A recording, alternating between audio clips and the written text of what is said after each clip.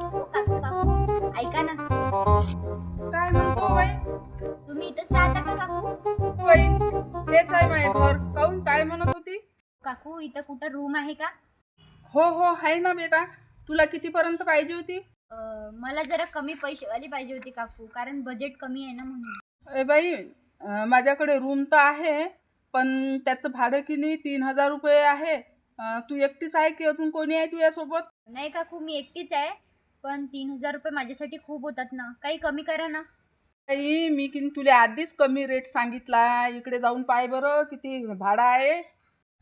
तसे तुम्ही घरीच सांगता मी बाहेर चालली शिकायले आणि मायबापा जोडून जास्त पैसे घेता आणि इकडे उडवता. मायबापाले वाटते की पोरं चांगले शिकावं, मोठे व्हावं म्हणून ते कष्ट करतात. ते तुमच्या शिक्षणावर, तुमच्या कपड्यावर किती पैसे खर्च करतात. नाही हो काकू, तुम्ही जसं समजता तसं काहीही नाही आहे. मी एक गरीब घरचीच मुलगी आहे. मला वडील नाहीत, माझी आई सर्व आमचं करते. ती मोलमजुरी करते बिचारी, आणि आम्ही तिघं बहीण भाऊ आहे.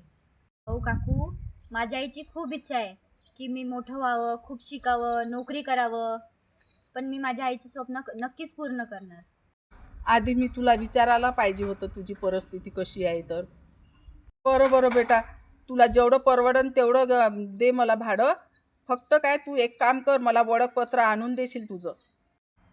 नाही काकू, मी 1,000 रुपये भाडं देईन तुम्हाला. बरं बरं बेटा, नक्की ये, पण मी दुसऱ्याला देत नाही हां.